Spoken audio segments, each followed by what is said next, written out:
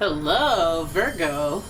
It's umomgtarot, and this is your Someone Secretly Talking About You tarot card reading.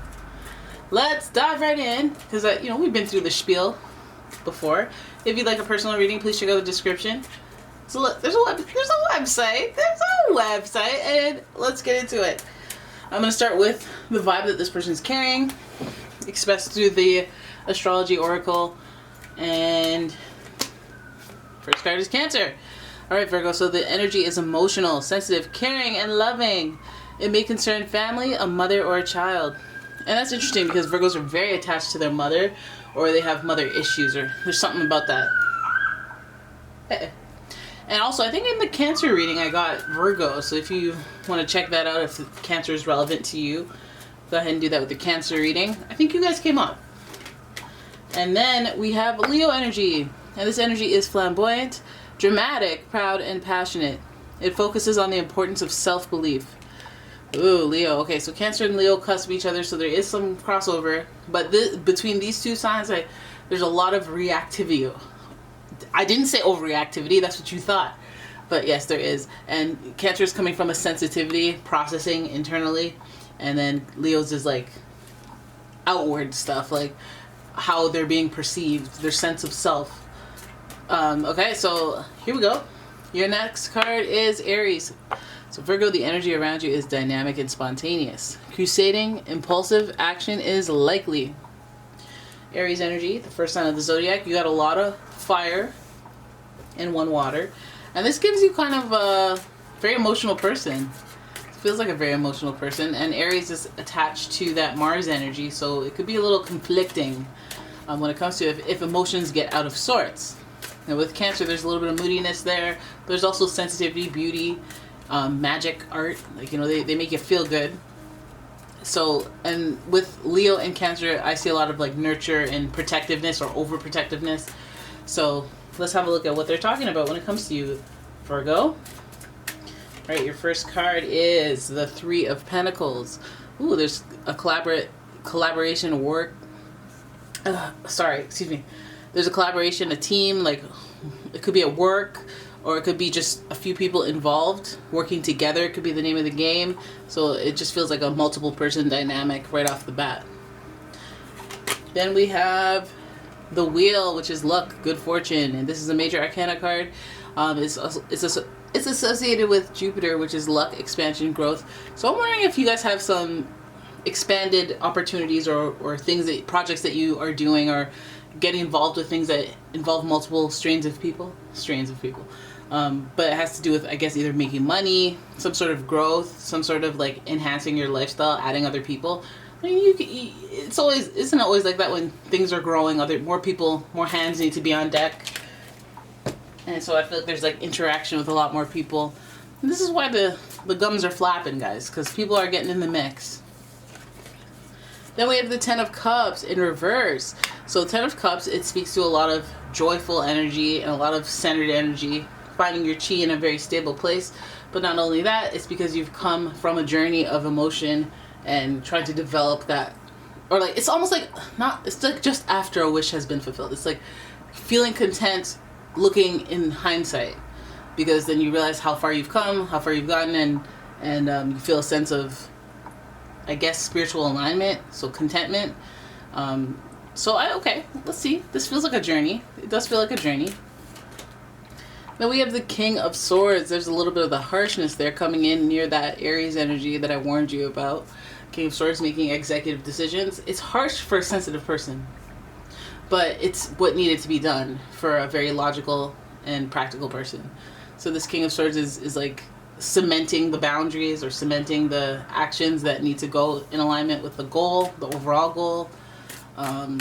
Okay, it's giving us face. It's giving us face. So this person's giving me, a little serious or a little straightforward, direct, blunt.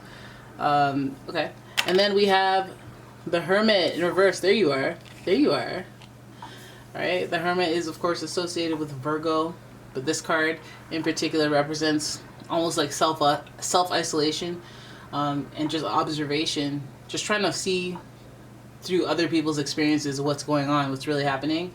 And the Hermit is supposed to be spiritually wise because of these observational experiences, secondhand information. It's like witnessing firsthand, but it's secondhand information. So I feel like with this person that's talking about you, when we look at the whole spread, we go 3 of Pentacles. This might start at work. It might start from a collaboration. It might be a broken telephone situation where I heard from this person that person said.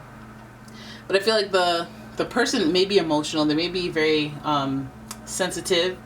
And I don't mean sensitive as in they're always crying. They might cry. But they might always be triggered and angered easily. And so this person is talking about you. And it could be about your work ethic. It could be about your performance in some right. It could also be about your health. You know, they could be just judging your lifestyle or having something to say to one person that's a mutual about you. And it might have to do with the growth and expansion that you're having. Like, let's say this is a person that you hired and you're like, oh, they don't deserve it. Or like they have something to say. But I feel like there's just the fact that there's another person involved, it feels like a broken telephone kind of thing. We have the Wheel, luck, growth, and expansion. I feel like that's so good. That's such a good reason for someone to be talking about you. Yep, they're doing well. Oh yeah, they got this going on, they got that. They got that going on, they got this. And you're like, yeah, that's right. I'm the talk of the town. Let's give them something to talk about. And then you start playing that music. But yeah, no, I feel like it's good tides, it's good blessings, because we have the 10 and the 10 here. We have the 10 of Cups, emotional, spiritual fulfillment, which may have taken a long time, longer than needed, or longer than expected. But I feel like it's like when somebody judges you based on what you have now, but they weren't part of the journey, and so they're judging you as if you don't deserve it, when they have no idea that you hella deserve it, and it's been long overdue. It feels like that. And the King of Swords, executive decisions. I feel like this is like somebody who, you know, although they might have some type of inkling towards wondering how you have your growth and expansion, they might even want it to rub off on them, or they might want you to not get excited and go buck wild about it, go on a spend spree, or, you know, live above your means. They might have something to say about that.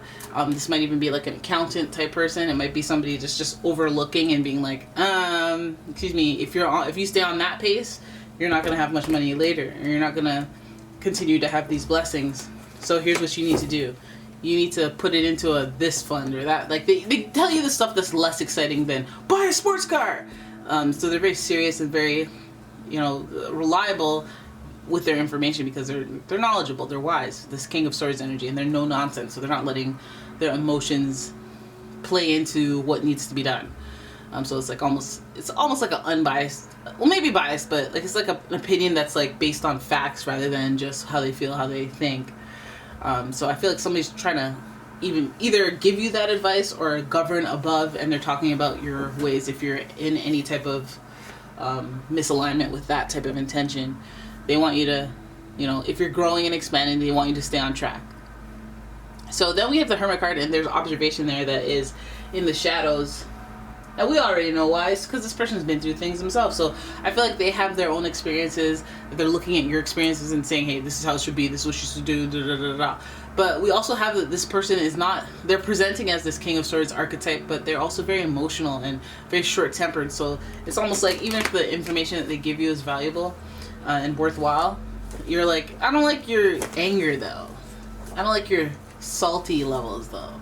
Like you're trying to be helpful, but you're also being like aggressive, or you're trying to be helpful, you're trying to help me grow, expand, or you're trying to see it through, or you're watching me and you're impressed, but you'll never say that because you're so like, okay, well, here's what you need to do. Like this is with that with the grandiose energy of the Leo and the Aries. And then also this person's sensitive. It's like you can't say the same thing back to them. They would never take advice from you. They think that the way that they think is the way to think, and you're all like, okay, well, I'm a Virgo. I have some pretty good critical thinking skills myself. We see the Hermit there in reverse, so it's almost like this person's like something that you can relate to, and maybe even on some level you think about how they treat you, or you think about the problems that you have with them, and then you think about yourself and you go, I think I do that sometimes, but I wouldn't admit that out loud to anybody. But I could be like that too, but maybe that's why it annoys me. The things that I see in myself, I'm seeing in this person. We might have some eureka aha moment there as well, especially while we're in the energy of growth, expansion. We're also in the energy of alignment and awakening. So you may come to that realization. The Hermit card is your card. It is in the end of the spread. And so it feels like it's coming to a conclusion about yourself, or it's coming to a conclusion about what you need to see, what advice you need to take, and where you need to put your own foot down and be the King of Swords in your life. So I feel like if there's somebody talking about you and you're like, I don't like it, because when you're talking about me, you're talking heated, you're being emotional, you're adding too much of that stuff, your opinion, you know, you're making your opinion seem like it's a fact, and that's just not. You have always something to say when I, you know, go up a notch, like I make more money, or I do better for myself, or if I don't even, like if I just buy something new, you always have something to say about it, like what should have happened, this, that, and the other thing. I'm Captain Hindsight. And I don't, you know, to me it would be kind of annoying, but I feel like the annoyance energy really comes from that Leo Aries energy, and in this King of Swords, it's all very spicy energy and very no nonsense energy. So it's almost intimidating to be emotional around this type of person. So observation, I feel like if some of you guys even have the father type archetype representing the King of Swords, that's talking about you and how your structure should be and what you should do with with your own stuff. I feel like you guys are doing some observations of other people for your own constructive purposes. You're like, is it like this for everyone? Like, damn. Like, when you're interacting with this person, and maybe the liberation that you get is from hearing other people mix and mingle, other groups. Maybe you take your energy to a different group and see how they have experienced people who are like this. Like, do you have somebody talking about you and telling you what you should and shouldn't be doing? Or do you have people that are like, oh, they wouldn't dare say something like that to me. I know what I'm doing. And if I'm going to make a mistake, I'll make a mistake and then I'll learn from it. Like, I don't need hyper aggressive counsel. And then in the other right, you might even observe somebody who's like, oh, I wish I had that. I have no structure in my life. I don't even know. I wish I knew how to get organized. I wish somebody was assisting me and creating a mentorship type situation. But again, that's all upon like your own personal observation of where this type of energy is perceived by you. Like, do you find it to be something negative? Well, you might find something negative in yourself that you're producing, that you're mirroring. Do you find it to be positive? It does. It might highlight something that you're lacking as well, like or something that you want to be, or it might even be just a teachable moment in how you deal with these types of people when they're talking about you. Like, maybe you're learning how to diffuse people who are irritable but like try to be factual, and you serve them up something fierce with your logic and your practicality. You go, okay, well, here's some facts. First and foremost, before you, like, you don't know me.